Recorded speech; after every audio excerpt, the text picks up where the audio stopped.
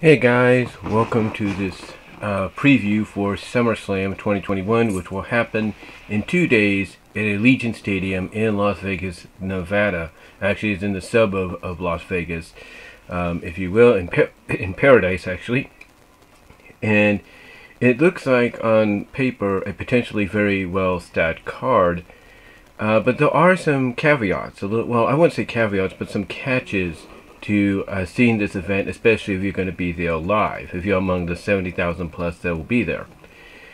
And that catch is the fact that you have to be masked up.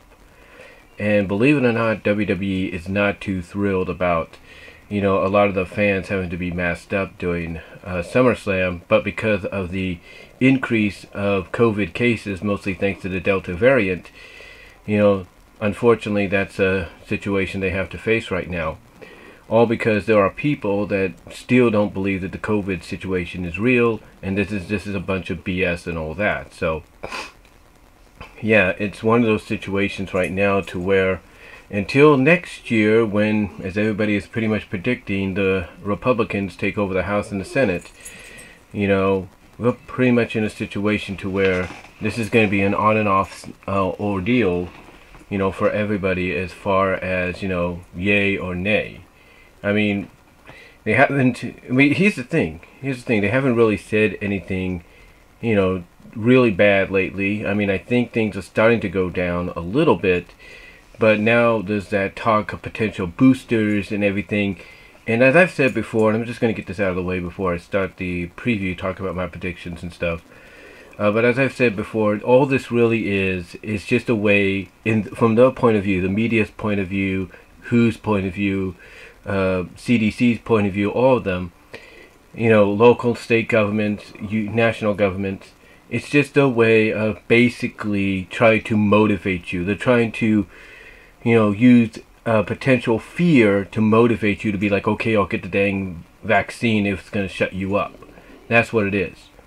And it's getting to a point, guys, now to where, whether you like it or not, they're either going to start truly mandating that vaccines get, taken, or they're going to fine people, or they're going to go door to door. That's the truth. So, yeah, it's just getting to that point now to where, if you don't want them to go door to door, you don't want to be fined, you don't want to have, an order to get vaccinated, just go out and get it and be done. That's about it. Because now it's getting to a point that in California, certain parts of California, certain parts of New York and everything, you have to show proof of vaccination or get a negative COVID test to attend an event of 10,000 people or more. So anyway, with that said, let's get on to the SummerSlam preview. Like I said, it's a stacked card. I expect maybe one more match to be added on, but that will probably be added on to the pre-show to kind of get all the championships defended, if you will. For example, the match I think that will be added will be a rematch between Apollo Crews and Shinsuke Nakamura. I think that's what's going to happen, and Shinsuke may win, that rematch. He may not. The rematch may happen tomorrow night on SmackDown, but I have a feeling that it's more likely going to be slotted in as a match on SummerSlam, mostly the pre-show, the kickoff show. So expect that to be announced tomorrow night. As far as the rest of the matches go, the first match we should talk about is the triple threat match for the Raw Women's Championship. Nikki A.S.H, almost a superhero, formerly Nikki Cross, against Charlotte Flair and Rhea Ripley. I think, honestly, this could potentially be a good triple threat. It may not steal the show. It's got a lot of components in there to, potentially make it good, to get, people behind it. But I think in the end, Nikki is going to retain. I really do. To me, it's setting itself up for that.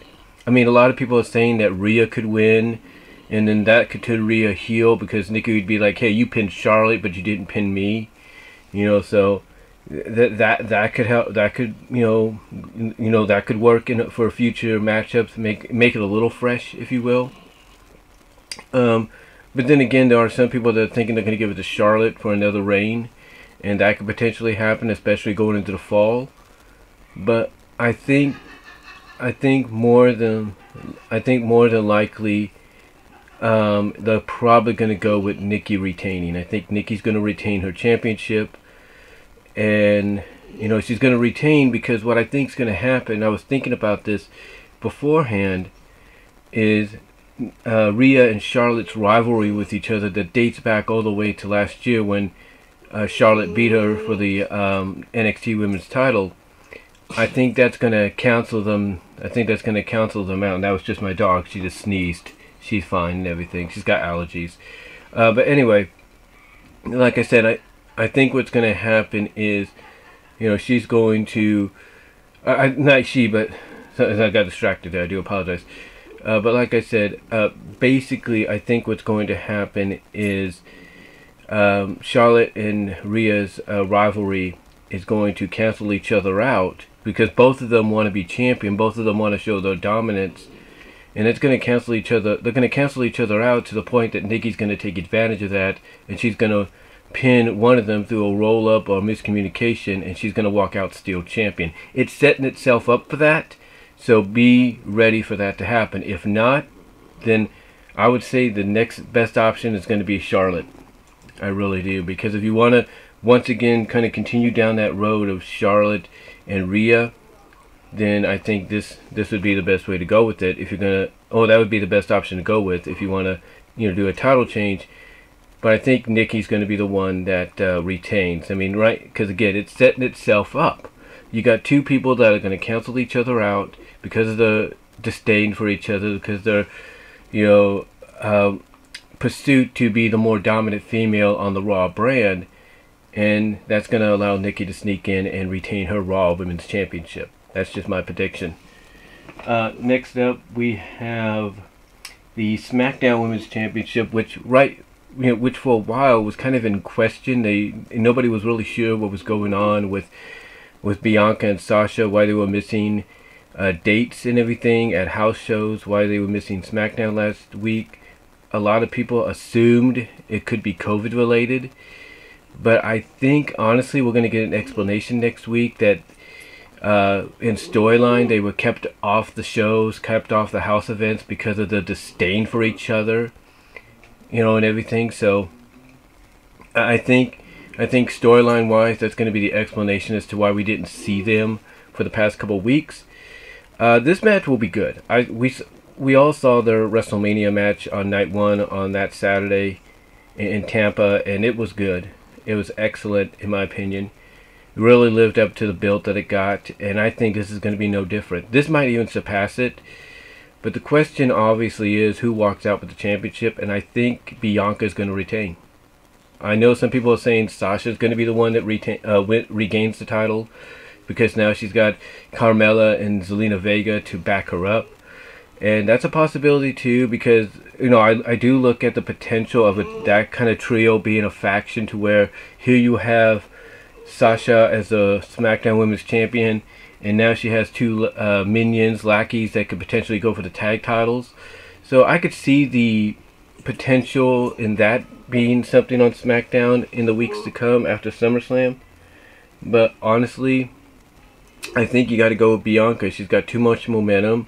People are behind her. They love her. It's one of these are just matchups. These kind of matchups, I should say, are one of the kind that you can't really decide on who you want to go with. But I'm going to go with Bianca. I think Bianca is going to win. And in story, it would definitely drive Sasha. I don't know what I'm saying. It would drive Sasha a bit more crazy. Like, she's supposed to be the boss, the top of the food chain and everything. And yet she can't beat this rookie, if you will, in one-on-one matches. So I think Bianca is going to win in what I would consider being one of the matches of the night overall. Next up, we have AJ Styles and Big Almas against RK Bro, Randy Orton, and Matt Riddle. This should be a standard match. It'll be okay. It'll be a fun match. I will say that. To me, it's not going to be really anything special. I think if there's going to be any memorable moment in that match, it's going to be Almas Almost, I should say Big Almost, taking an RKO. Not just from Randy, but from Riddle. And I could see Almost, you know, because they're protecting him, they're building him up to be this big monster, like the kind that Vince likes. And I could see Almost taking 3 RKOs. One from Randy, one from Riddle, and then a double team RKO from both to take him out of the picture. I could see that, and I could see it both, you know, occurring from like the top rope or something like that. Or at least a double one I could see coming from the top rope. But this ought to be a fun match, fun little match that I think honestly should open the card. You know, if you will, you want to open up with something that will have a moment that'll get people on their feet. And I think in the end, Riddle and Orton will win the tag team titles. I really think that's going to happen. And what you could do after that is you could start building dissension between AJ and Omos, if you will, to where, you know, you keep that dissension up to the draft, where you send AJ back to SmackDown, in my opinion, where he should be, the house that he built, and you keep Omos on Raw, and everybody wins. So you keep that dissension going till AJ goes to SmackDown, and then that's when you have him turn on Omos, but then have him basically say, hey, you can't get your hands on me because I'm now on SmackDown, and you save the interaction, if any, for the Survivor Series Raw vs. SmackDown tag match. That's when you save it. And then afterwards, you push Omos on Raw as a big babyface, and as crazy as this sounds, the guy that potentially could take the title off Lashley. Because even Lashley wouldn't be able to take this guy down, if you know what I'm saying. But I'm going to go with RK Bro to win the Raw Tag Team titles. Speaking of the Tag Team titles, we got the Mysterios against the Usos. These two teams have great chemistry. Usos recently won the belts back from the Mysterios. I think at the last pay-per-view, I believe. It was on the kickoff show. It was Money in the Bank. Yeah, that's what it was. So I expect them again to have a good matchup here. And I expect the Usos to retain. And I expect the building blocks of a Dominic heel turn to continue building. Because according to those that watched SmackDown in the interview that Dominic did, it seemed like he was getting a little cocky, a little heelish.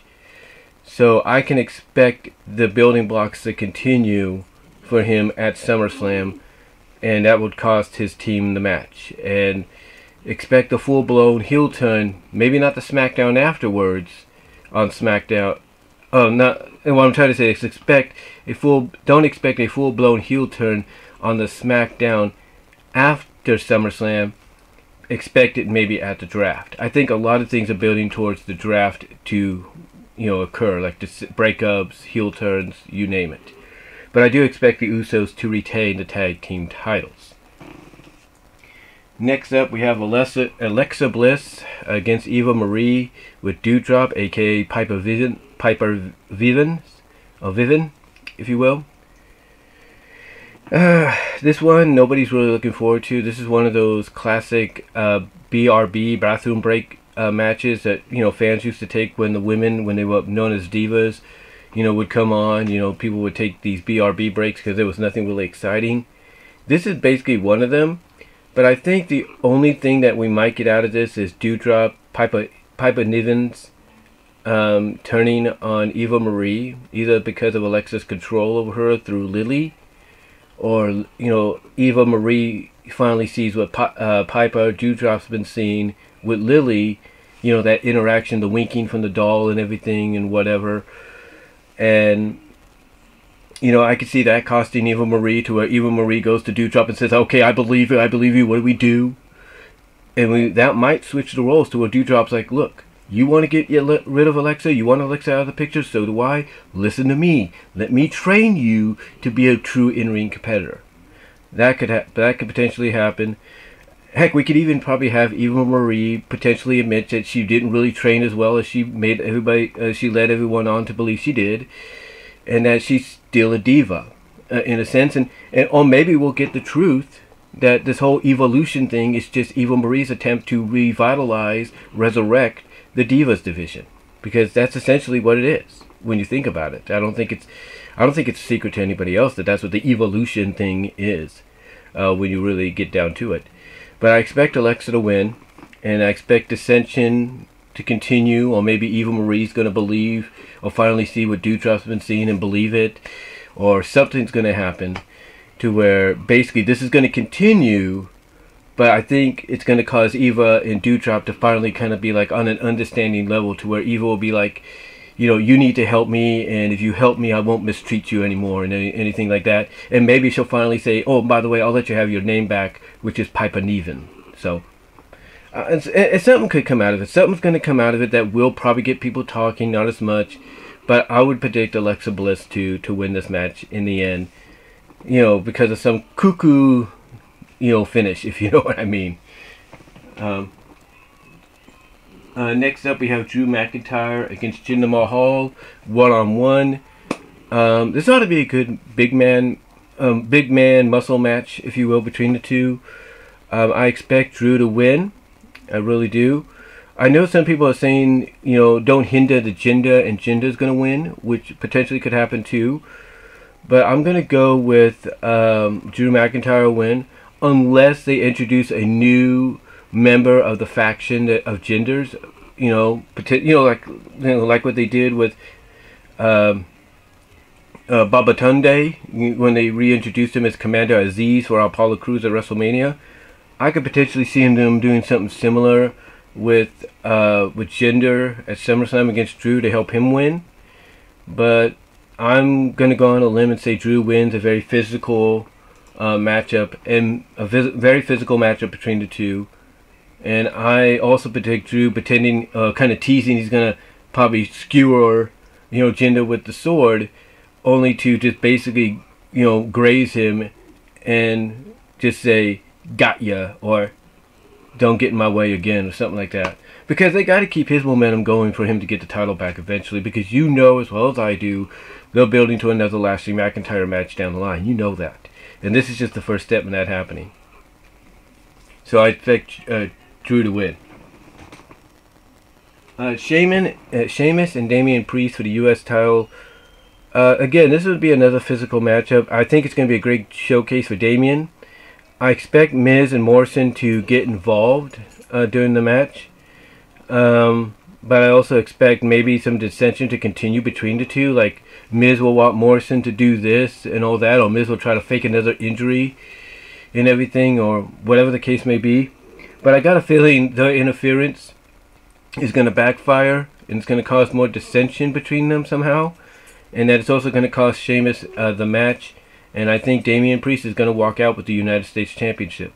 I really do. It's going to be a showcase for him. It's going to be a physical match. I see some Miz and Morrison intervention, but in the end, I think Damian Priest is walking out the United States Heavyweight Champion. I really do. All right. Next up, we have Edge and Seth Rollins. Basically, a match that is 6 years in the making, if you will, or nearly not 6 years. Yeah, 6.5 years, nearly 7 years in the making. This one's going to be a show stealer. I definitely believe it's going to be a show stealer. It's going to be physical. There's no doubt. These guys are going to do things we haven't seen them do in a while. But the question obviously is who walks out with the W. And I think the one that walks out with the W is Edge. I think, obviously you're teasing, Seth going babyface again, with him even mocking Roman at one point in an interview backstage on SmackDown. So I'm going to go with Edge, and I think this is going to be the first step in the redemption of Seth Rollins, and that redemption is going to continue when we see the return I should say, of Becky Lynch to the SmackDown roster. Because the one thing we got to give WWE credit for is at least they keep the husbands and wives that are married in their company together on the same brand. So I see Becky Lynch coming back, and she being that first real spark to get him to go back to being the Seth Rollins that, even though he didn't win all the time, he was still determined to be the best. So, so I definitely see Seth losing this, that being the first step to his face turn, and then Becky coming back and helping, facilitate that face turn even more so afterwards. So good. I'm definitely seeing a match that's going to steal the show. Like I said, these guys are going to do things we haven't seen them do in a while. And in the end, I'm going to go with Edge. I really am. Which now brings us to our two main championship matches. Our two main championship matches being Bobby Lashley and Goldberg for the WWE title, and Roman Reigns and John Cena for the Universal title, with the wild card of Big E or Baron Corbin, depending on how they play this out tomorrow night on SmackDown, waiting in the distance with the Money in the Bank briefcase. And potentially these matches are going to be good. They're not going to be, from a story, well, I'll say this, the Roman Cena match from a storytelling perspective will be good. The Goldberg Lashley match, I'm not too sure. You know, it could be good, it could not be good. It all depends on how they book it. The question, though, obviously, who walks out with the titles. I'm going to say this. I think what's going to happen is, with Goldberg and Lashley, if Goldberg wins, I can see Lashley attacking him and, you know, maybe stealing the championship and running out with it, even though he's not the champion anymore.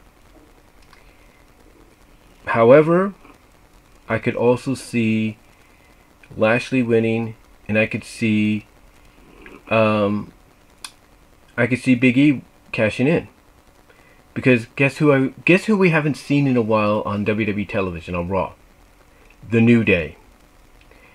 So here's what I see happening. Bobby Lashley, if he wins, we're going to hear the New Day music play. They're going to distract Lashley, and this is going to allow Big E to sneak in from behind, attack Lashley with the briefcase, have the bell get rung, you know, notifying he's cashing in, hit the big ending, and Big E walks out with the WWE title and ends up on Raw. That potentially could happen. However, it's a toss-up. But, you know, a lot of people are saying you got to go with Lashley. There was the report that Goldberg is now here to help elevate the younger talent. So I'm gonna go with Lashley. I'm gonna go with Lashley. I'm gonna say he cashes in, and not cashes in, but he retains, I should say. I'm gonna go with Lashley and say he retains, and then Big E will cash in thanks to a distraction by a returning New Day at SummerSlam.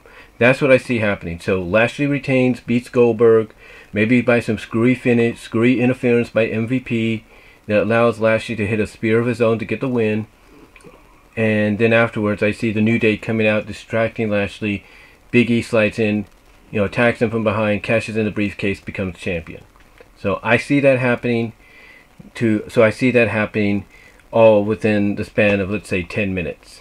Because a lot of people are saying this is going to be a 4 to 5 minute match between Goldberg and Lashley. And that might be true. But, you know, I think the additional 4 or 5 minutes is going to be, you know, the cash-in by Big E thanks to the distraction of the New Day. That's my opinion. So, let me know what your thoughts are on that prediction right there. I mean, I know putting the belt on Goldberg would get him a lot of attention, but it would also detract from a lot more people away from Raw. So I think the best thing is for Lashley to retain. You have the New Day come out, distract him, Big E cashes in, we have a new champion. That's my prediction. And again, it all depends on how they go with this whole Baron Corbin, Big E situation. And I think, you know, Big E will get the briefcase back, don't worry, because they're going to order him to do it. But I think Corbin's going to be like, I'll give it back to him only if he puts it on the line against me tonight or at SummerSlam. Because we'll either have a Money in the Bank contract match between Big E and Corbin tomorrow night, or be added to SummerSlam. Be one of the two. But I see Big E cashing in. I really do. Unless they swerve us and they give it directly to Corbin, to where Corbin cashes in on maybe Goldberg if he wins, and then Corbin becomes champion. You know, WWE right now, let's face it, they're desperate to try anything they can to get people to watch. Or get people to talk about them in an interesting, positive way. Like, oh, did you see what happened at SummerSlam? You know, they're desperate for that.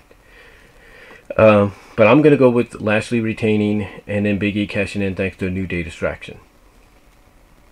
And then speaking of championships, we've got Reigns and Cena. Storytelling-wise, this will be a good matchup. You know, but in the end, the question is who walks out with the title. And a lot of people are projecting, as I check something there, a lot of people are projecting that Reigns is going to win, but also a lot of people are projecting that with CM Punk showing up tomorrow night on Rampage, or potentially rumored to show up on Rampage in some capacity tomorrow night at the United Center in Chicago, that WWE is going to do what they can to kind of get people paying attention more to them than to what AEW is doing. And one of the ways they do that is have Cena win the title. Now they have a pay-per-view coming up in 3 weeks, to where the rematch can happen and Reigns could get the belt back there. But there's a lot of reports going around that Cena wants to do more dates. He wants to wrestle more dates since his schedule is, getting more open now. So, it's a toss-up here with Reigns and Cena. If Punk doesn't show up, if the AEW blows this whole CM Punk situation tomorrow night, or doesn't even deliver Bryan Danielson as a constellation or as a backup, tomorrow night at Rampage in the United Center, then I could see Reigns retaining. But if Punk or Danielson shows up in some capacity, one of the two, if not both, then I see Cena winning. That's what I see. So, my prediction, as for a lot of us, it all hinges on what AEW does tomorrow night with, Rampage, the first dance, and the whole Punk speculation of him showing up, or the whole Danielson speculation of him showing up. And I'm going to say, depending on that, if they do show up in some capacity, one of them at least, Punk mostly, I'm going to go with Cena. If neither one of them shows up, and it's just nothing more than a hype machine that AEW that's going to come back to bite AEW in the butt, I'm going to go with Reigns. So that's how I'm looking at it. Punk shows up, Cena. Punk doesn't show up, Reigns. That's how I see it. But let me know what your thoughts are. How do you feel about SummerSlam overall? What matches are you looking forward to? Who do you think is going to come out on top on some of these? Leave a comment down below as well as in the live chat during the premiere. Love to hear from each and every one of you. And I am out, but let me know what your thoughts are. Peace. Oh, and check out Just Alex and OK Fabe's collab live stream they did earlier on the SummerSlam predictions.